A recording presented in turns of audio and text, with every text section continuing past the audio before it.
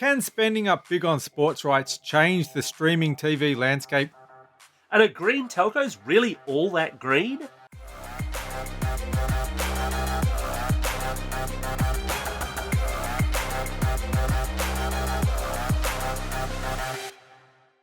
Vertical Hold is proudly brought to you by Aussie Broadband, changing the game with their award-winning network and Australian-based support.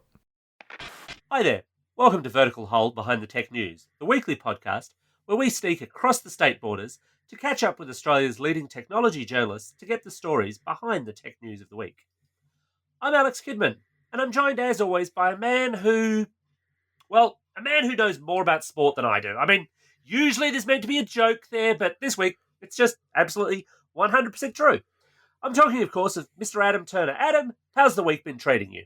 Mate, it's one of those weeks where too much sport is barely enough. Test cricket is nearly here again, and I think Melbourne's going to have to run a lottery to see who gets into the MCG on Boxing Day. There were words there, and I'm going to pretend I understood them. We're also joined in the virtual Vertical Hold studios by our regular TV correspondent, Steve Molk from TV Black Box. Steve, welcome back to the show. Sports ball. Well, Steve, it does sound as though we're going to be talking sports with you shortly. But before we do, what else should people be checking out more broadly on streaming services right now? Look, thanks, Alex and Adam. I'd have to tell you, if you have a Netflix subscription and you haven't mainlined Auntie Donna's Big Old House of Fun into your cerebral cortex, you're doing it wrong. It is fabulous television. So funny, so absurd, so great. And Aussie, so definitely worth checking out. And of course, if you're not into that, you're probably watching season 4 of The Crown, which I will very unshamelessly admit I watched in 2 sittings within 24 hours. I can't binge watch as hard as you, but I'm about halfway through Auntie Donna, and it is indeed excellent, although not always family friendly. Yes, true. Now, what is family friendly is if you, as the listener, hang around till the end of the show, and that's because we're running a listener survey. It's your chance to have your say about what you like and what you don't about Vertical Hold. And to sweeten the deal, you can even win some fabulous prizes. So stick around to the end of the show to find out how. And look, before I reveal my not at all shocking ignorance of sports to the wider Australian public, it's also been a big week in the local telco scene with numerous new budget telco players coming to market, including one that's trading on its green credentials. So earlier in the week, we caught up with Finder Editor-in-Chief Angus Kidman to look over the fine print of what makes a green telco actually green. So Gus, welcome back to the show. Pleasure as always. So this week has seen the launch of Felix, which we discussed on the show a few weeks ago, a green telco. What makes a telco green, though? It's not just the logo, is it? Well, I think you'd need, if you want to promote yourself as green, you would like a green logo to start with. That is going to be important. But no, it's this notion that you want to appeal to people who are saying, I want to buy products that are consciously green, that are trying to minimize their carbon footprint, to minimize their power consumption. Obviously, when you're running a gigantic telco network, or even if you're just buying capacity from a giant telco network, they use power. They consume stuff. Like, you can't just run them off little old ladies running spinning wheels as much as you might like to. So it becomes an issue of you spend money on carbon offsets and carbon credits so you can say, okay, we're effectively carbon neutral. And that's very much the approach that Felix has taken, to say, look, we're taking pains to make sure that our overall impact on the planet is neutral. They're going a little bit further, though, as well, because they're also doing that kind of warm, fuzzy feeling thing of planting trees, aren't they? Well, planting trees is one of the key ways that you go around carbon offsetting. And it's actually, they're a little bit sneaky. They're saying, oh, we're going to go ahead and plant a tree, and that's great. But I bet they're counting those trees towards how they say, hey, we're now neutral. Because the deal that they're proposing, I think, if I remember correctly, is that if you're signed up to them in a given month, they will plant a tree on your behalf. Is that an extra tree above their carbon neutrality, or is that towards their carbon neutral goal? As far as I can tell, it's towards their carbon neutral, because honestly, you'd be silly not to. If you're going to go ahead and do these things, if you're going to do and it's a good thing to do those things, I should be clear, but you're going to make sure that you give yourself credit. Does it impact on the service in any way? Like, is it slower because they don't want to push the service so hard to save on juice, or is there any other kind of impact of it? No, I don't think it comes to that. It's the thing is, being a green business is fundamentally, it's about accounting. So you just say that. You could certainly say there's maybe an alignment with this notion that if you're someone who's a conscious consumer, you'll say, I'm okay with not having the fastest, newest thing because I think we should use the infrastructure that we've got. So I think that ties into the narrative, this notion that people like green brands, and people really do. Yeah, there is an interest in doing this. Like, it's not a kind of niche market. I dug into some of our Finder consumer research, and 47% of people say they would like to buy products from companies that are greener, and 45% of them say they're willing to actually pay more to do that. I think I believe the first figure and I don't believe the second. Yeah. So this gets into the other interesting side of this equation, because when most new telcos, well, they're MVNOs, virtual operators, launch, they launch with a flurry of plans. You know, your really cheap plan, your long expiry plan, and so on. Felix has one plan. Yes, they've really gone for the simplicity model.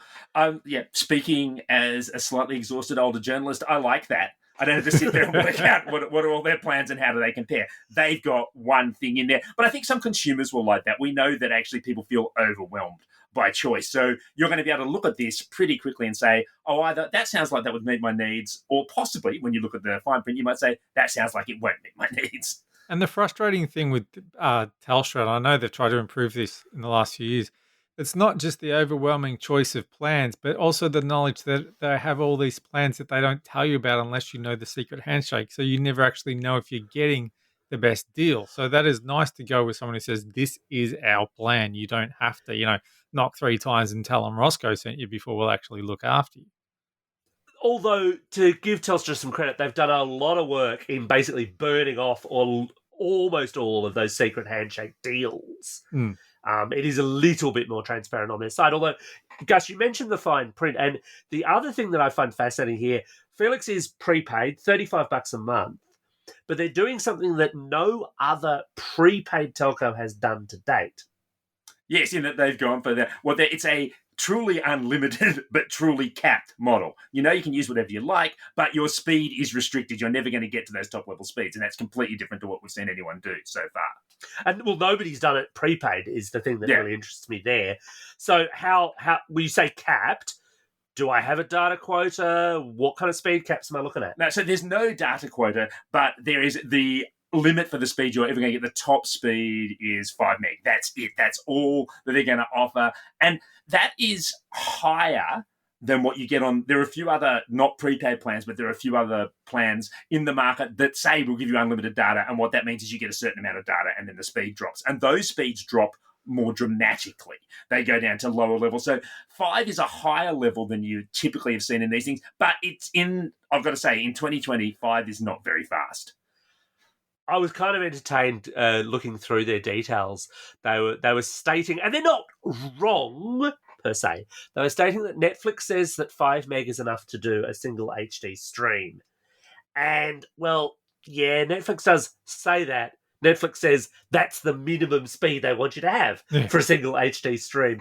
I would not be confident, and I'm saying this without having tested it, to be fair, but I would not be confident that you would see anything but standard def Netflix and other streaming services, and probably a fair bit of buffering as well. Unless you happen to live underneath a Vodafone tower. Yes, I think that's going to be the case. That it's not a speed that I think adequately works for any serious amount of video consumption or video communication. It'll be fine for browsing, probably be okay for Spotify, but I would not think that that's going to be a good enough speed to do anything else, which is one reason why inevitably, as soon as there's an unlimited plan, the discussion becomes, is this my new NBN replacement? Do I just get this plan and am I done?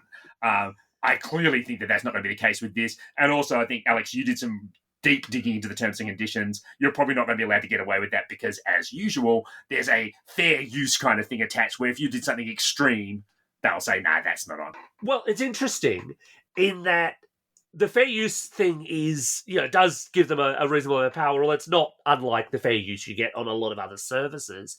I don't know that it's not an NBN replacement, though. What is not clear, and what they haven't gotten back to me on, is whether or not you're allowed to do hotspot tethering off your phone, which would obviously be central to that premise. But at $35 a month, it's actually cheaper than a lot of the 25 meg, which is basically the bottom floor of NBN plans these days. There are a few 12.1 plans out there, but they're very hard to find. and even they're not that much cheaper either. It's basically at around those levels without needing the hardware, without needing the contracts. I could see people who perhaps don't do a lot of streaming, but just want that base level of comms and email and web browsing and so on, perhaps going for this with that added, warm green fuzzy feeling on the side. I think I wouldn't inflict 5 meg on a home connection on anybody. Because when you're talking about this, I was thinking, yeah, 5 megabits per second. I'm thinking about my parents. They're retired. They're in their 70s. They've both got cheap Android phones and they use them for very basic things. There's no watching Netflix or using Instagram or any of that kind of stuff. And if I put them on a deal like this where they had 5 megabits per second down and never had to worry about how much data they used, I don't think that would bother them. I think that would be fine. But there's no way I would say, all right, now tether and use that 5 meg at home, because even when you don't allow for the fact they've got a 4K television, just, doing a couple of things on the computer, somebody's looking up something while somebody's doing something else.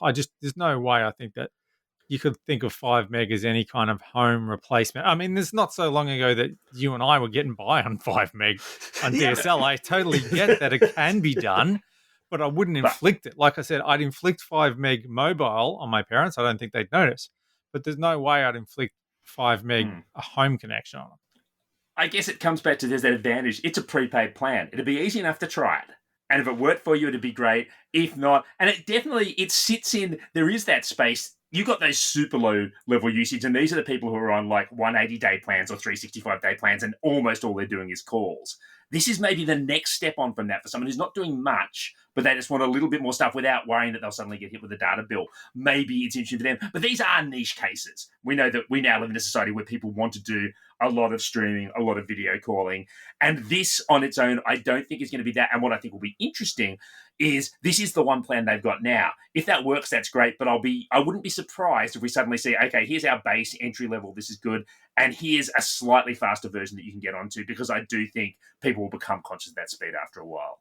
Well, Gus, you mentioned earlier they're on the Vodafone network because it's all under the TPG umbrella now, because it's all been merged, of course.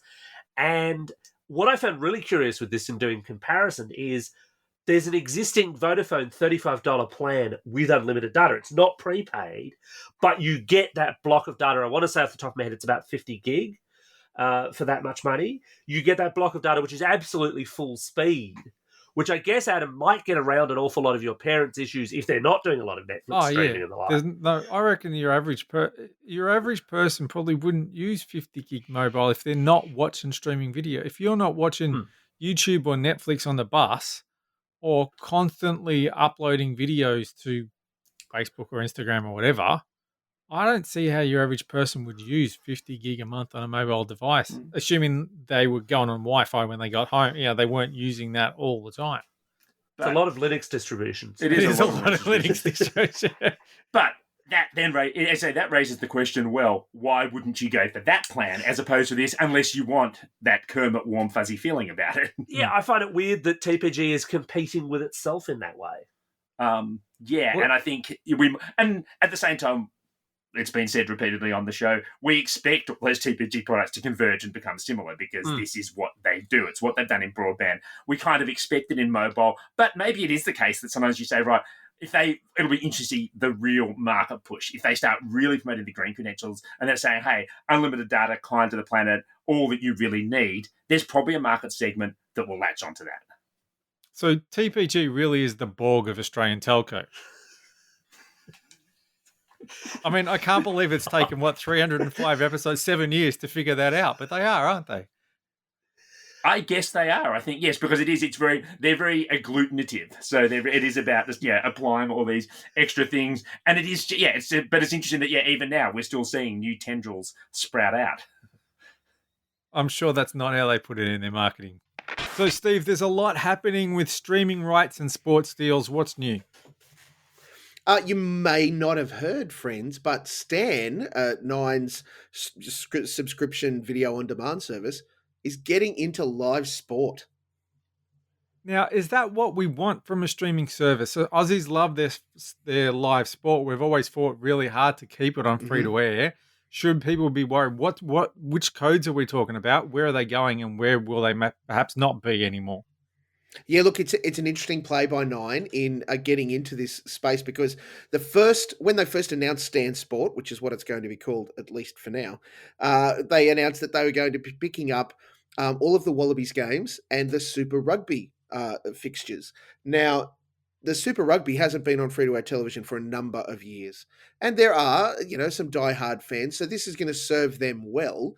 Though Stan Sport will be a premium add-on to your Stan subscription.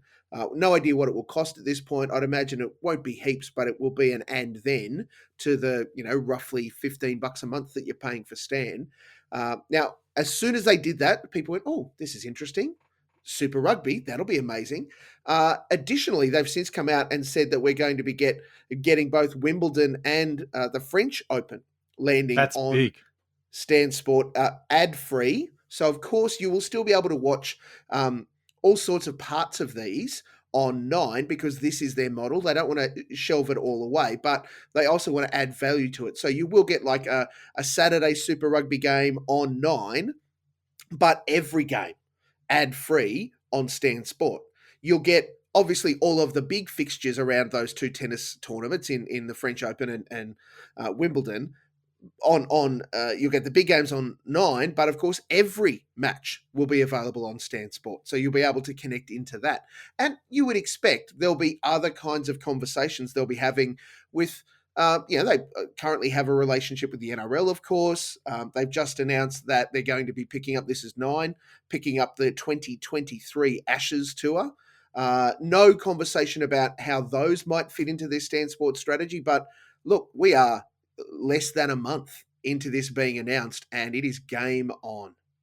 Steve, I remember a couple of years ago, I think it was Amazon picked up rights for like random NFL games. Mm, And I mean, that's also a bit kind of niche sport here in Australia, but they only had the rights to show them actually live. Is sure. Stan going to work to that model? Do we know? Is it just live or will they do replays or on demand stuff?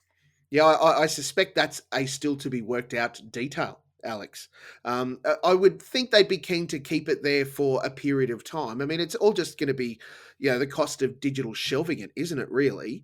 And whether or not their arrangement allows for them to keep it there so that I missed the game, but I can catch up 2 or 3 days or a week later or anything like that. To mandate that it has to be live might not be as good a detail in this deal if that's where it lands. However, we're in brave new territory as far as Australia goes because we know we love our sport, as you said in the intro, Adam. That the challenge is that there's a bunch of things on this magical list called the anti-siphoning list, Yeah. controlled by government, and it's all sport. So there And are things that have to be played out on free-to-air television that Foxtel can't air live. yeah, there's a few things like the Melbourne Cup and the AFL Grand Final, and no politician would be stupid enough to change that. Australians will put up with a lot, but they won't put up with that. It's a bit sad what we will and won't put up with, but they won't put up with that. One interesting thing here is that digital TV, it's 20 years this summer since digital TV Mm. launched in Australia, which reminds me, I've got to pitch a story about it to the paper. But one of the big promises was multi-channel. And for Yes. years, they did nothing about it. But in the last maybe 5 years or so, they've actually started to come pretty good with multi-channel and sport. So when when a broadcaster's got the Olympics or they've got Wimbledon or something that has more than one event running at the same time, they will spread them across their multi-channel. So you can jump between Nine Mate and Nine and Go or whatever they're called to see what you Nine, want to mate. see. Well done. Now, is it still Nine Mate or is it Nine something? It's Nine Seven, Blokes or mate. something. Ah, okay. 7, mate, 10 bold, 9 gem. That's how much free to air television I watch. But is this gonna kill that? Because if you're Nine, why would you want to do that multi-channel if you want to drive people to Stan instead? So you put it on one channel and you go back to repeat to Gilligan's Island on your multi-channels. Yeah, that's a good question. I think as much as anything, Nine have really started to cast a shot across particularly the other commercial free-to-air broadcasters' bows, because while they do try and use their multi-channel for different things, particularly sport, that allows them to play it into certain markets and then cross-program and all of the rest of it, it provides a challenge for those that maybe don't get that channel. Or, in regional areas, not every multi-channel makes it out there. So I think what we face here is a really unique situation where Nine are working hard to make sure that when they sign rights for particularly sports programs, that they get access to all of it on all of their platforms, so that they can program it however they need to. The benefit, of course, of something like a Stan Sport, and Hugh Marks, now outgoing CEO for Nine, have made very clear in the conversation around this, is that it will be ad free. And that's a critical moment, acknowledging that people come to a subscription service, they pay a premium because they just want to see the game. They don't want to see an ad for a Ute or a sports bet company or anything like that. This is presumably distinct from the ads for the sports betting companies that actually run as part of the program or are all over the Yes. players' jerseys, right? Yeah, gosh. And the odds. Don't forget the odds. Ugh, can we Uh, not? well, actually, speaking of multi-channel, and this goes back 20 years. In fact, Adam's just reminded me of this. 20 years ago, and Adam, this will stun you. I was watching sport, and I was watching Oh it my for goodness. work. And Wow. the reason I was watching it for work was because some of the first digital It trials was the that they cricket. did was the cricket Yeah, exactly, and Mm. it was I got to multi. stay home from work to watch the cricket. That was awesome. We would have been watching at the same time because it was multi-angle stuff. It was, Yeah. hey, you can Yes. pick your views and so on. Surely they could, and that never happened to the best of my knowledge with multi-channels. They just, as you said, chucked them full of Gilligan's Island repeats. Surely they could actually do that now with something like Stan Sport, couldn't they? Isn't that sort of what KO does anyway? Yeah, and look, Nine, particularly using the State of Origin as one of their pinnacle, sporting events during the year, have really made some significant leaps and bounds around their Nine Now broadcast of that event, because they've offered not just here's the same stream that you can watch on Nine, but here's this view, here's that view, so you can just flip over and watch this feed the entire time, including a feed without commentators, which in Ooh. itself is glorious. Phil Gould, shut up. Then you put on the I mean, radio. That's when you put on the radio and you listen to the radio and watch the TV and pause them to get them in sync. I love doing that with ABC radio and the cricket on the TV. oh, remember the glory days of Roy and HG, please. Oh, Why would you not yes. want to listen to them call a game? So I think that there's absolutely capacity for Stan Sport to leverage that, Alex, and it would be interesting to see what they're going to offer and at what price when they do indeed launch, which we do not have any of those details yet, though you'd guess it would launch in time for the Super Rugby season next year. So is this a big blow to Optus Sport, to KO? Like, who else was interested in this? Well, not Channel 10. Viacom CBS made sure of that. Look, it would be a bit of a shot across Foxtel's bow, absolutely. They'd be starting to make sure that they have a number of their sporting rights agreements well and truly locked away. I'd say if you were in charge of sport within Optus, that you'd be trying to do the same thing, because all bets are off now. To have a new player, I'll say as well backed as Stan are, they will come hunting. They will want to prove it with these big events that we've talked about. They've got the rugby and the tennis, and they'll be ready to line it up, particularly for some of the niche sports. And I say that as generously as I can. If you think of something like the Premier League, which Optus have locked down, Stan will come knocking, because if they can see the value proposition in it, it only adds to the reason why people would want to get Stan Sport over something else. Yeah. So how much does this fragment that picture, though? Because you mentioned Optus, and I mean, we've had a few telcos have various online rights at various points in Mm. time. Foxtel's had their share. Nine's now getting its share. And, I'm very clearly not a sports watcher, but if you're one of these many, many Australians who watches any kind of sport at any kind of time, how many services are we going to have to subscribe to? Oh, how many drama and light entertainment streaming services are there at the moment? Too 11 many. billion. And that is a real issue. We will see some not survive or be propped up by their very rich parent companies just to keep them running. I don't think that Stan will be one of that, because Nine see it as an integral part of their strategy and platforms moving ahead. I think from a sporting point of view, it's a little bit the same. We might see a little bit of expansion before we see contraction, because realistically, especially when you look to Australia, 26 million people, at what point does a streaming service holding only one sport, become cost functional for an organization? So what's the status with the two big codes, the AFL and the NRL? I know they've just in the last year or two signed Mm. like 4 or 5 year deals. So, sort of what's there, and what do you reckon might happen the next time around? Could you see Stan going for it? Could you see Amazon going for it? Who's in the running? Look, you'd have to say at this point, especially given that the deals were only recut this year to Yeah. help get the AFL and the NRL back on our screens Oh, that's during right. Corona, and they and weird things too, like where they were almost kind of aligned. Now they've 7 and 9 have done weird longer deals with their codes respectively. Obviously, keen to lock them in and get value out of it. I would say all bets are off when the next round of negotiations come to that. I mean, Stan are deeply in the Nine stable, so they will be looking to leverage that in whatever Nine's pitch is to whoever they want to lock that away. The challenge will be that the insane amount of money that we saw the last time the rights were publicly negotiated, what was it? The Foxtel 7 consortium did $1.1 billion for the AFL rights for 5 years. There is no way on God's green earth that that money will get tossed around again for the AFL. It's just not feasible, as we saw during coronavirus.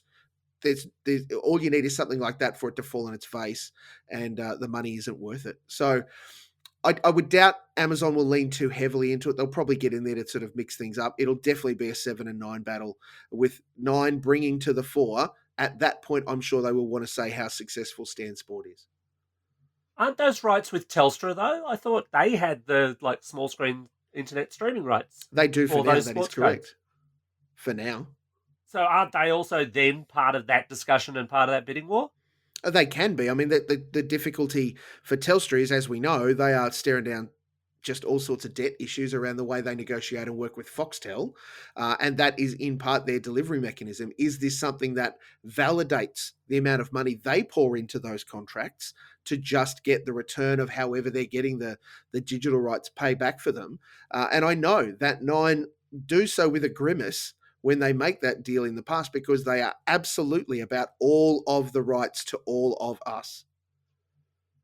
So does Seven have its equivalent to Stan? How does it come to this fight without something like that?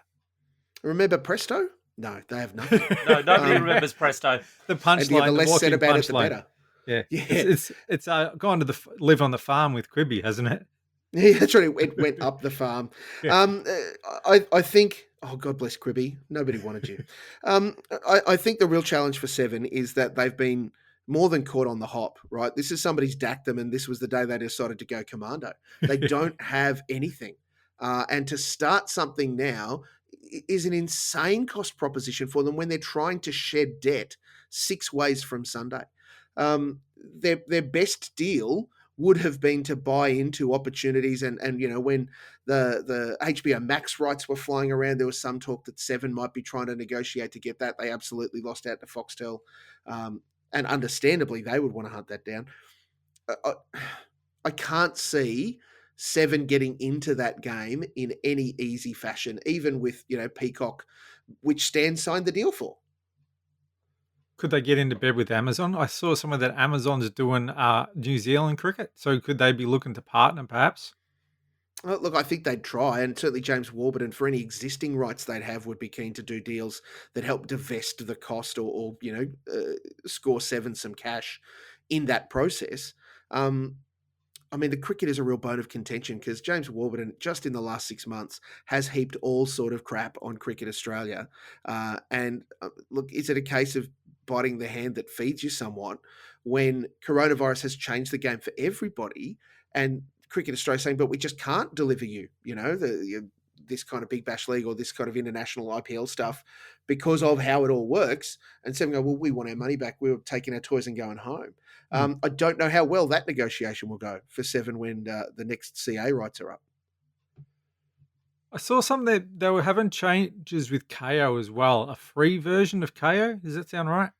Yeah. The KO are looking at, I won't say diversifying, but opening up some of their sport options, and you can't call it channels, but really making some games available for free, so you can download the app and just get access to not every game, and certainly not the important ones, but tasters, to get people to check it out, which I think they really need to do, because they're making some absolutely Because catastrophic Australians don't decisions. love sport enough.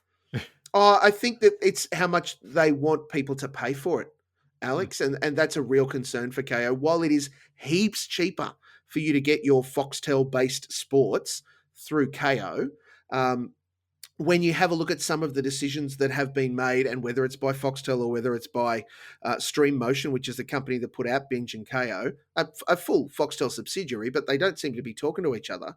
You know, they're ripping the KO and Binge apps off the Foxtel Now hardware box the weekend of Bathurst. Strikes me as a bit of a bitchy move. Yeah, that's crazy. So it's a bit the same way that the big newspapers put a few stories outside the firewall, so people can Mm, still come to the site and you get a taste of it. Yeah, not absolutely. It's sorry, meant not outside the firewall, outside the paywall. Well, it's almost the same thing, but I appreciate what you're saying. It's absolutely landing into that kind of situation because they want more people to sign up, and if they can give them a great taste of the KO experience, which look, if you are a sports fan and you're not signed up, I'd almost say, are you crazy? Because this gives you access to everything that Foxtel has, except, of course, the things that are on the anti-siphoning list. So no AFL or NRL grand finals, but heaps of other things. It will be interesting, just to double back, given that the Australian Open is coming up and Stan Sport, looking to launch and those sorts of things. There's heaps of potential as a sizzle or maybe even as an early taster, while the games will appear on Nine, because that's currently what the deal says, to get maybe some of the off-court action or the stuff happening around the games, or even, hey, look over here, here's important tennis player warming up. We'll broadcast that on Stan Sport so that you can watch it, but, ahead of the game that's happening at 9 o'clock over on Nine. All the action from the bathrooms in the After Dark version. Oh, look, one can only hope. Well, that just about wraps up another massive episode of Vertical Hold. Thanks to Steve for taking time out of his busy schedule to join us for the show. It's my pleasure. Thank you, guys. I love coming on Vertical Hold. Now, Steve, this is your moment to tell the world about where they can find your work online, where they can find you on social media, and as we're asking everyone at the moment, your vote for the best biscuit.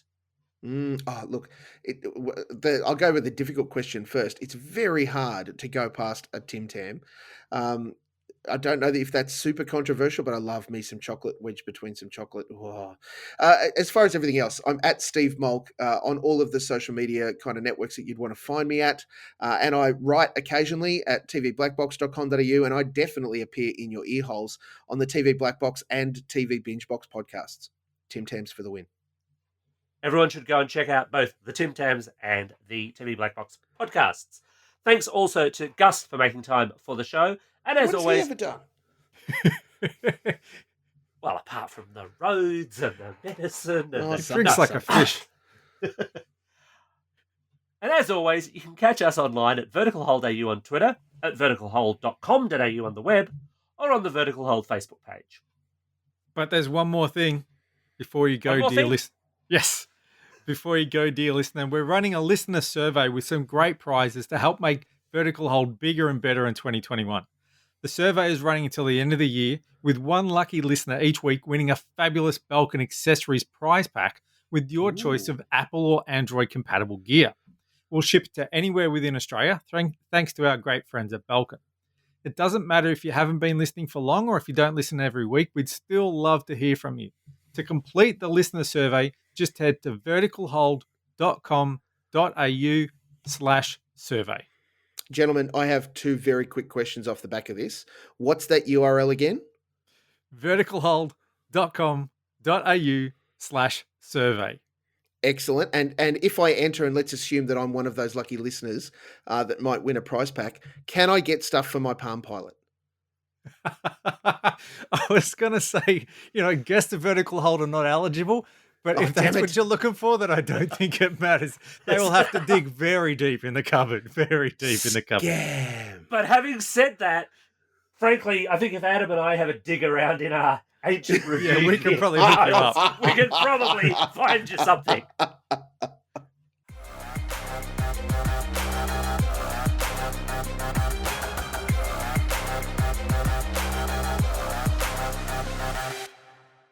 Vertical Hold is proudly brought to you by Aussie Broadband, changing the game with their award-winning network and Australian-based support. Although, Steve, I have a question, and it is clearly the most important question I could Mm. ask you right now.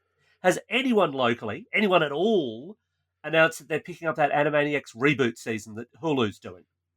Yeah, no, not yet. And that's a really interesting move because that kind of signing will give a really clear indication around what's happening with Hulu, who have talked about wanting to expand their footprint broader than America. And we've longed for something like a Hulu here. Yeah, who's going to get it? Don't know yet. Don't care about Hulu. I just want my Animaniacs. Damn it.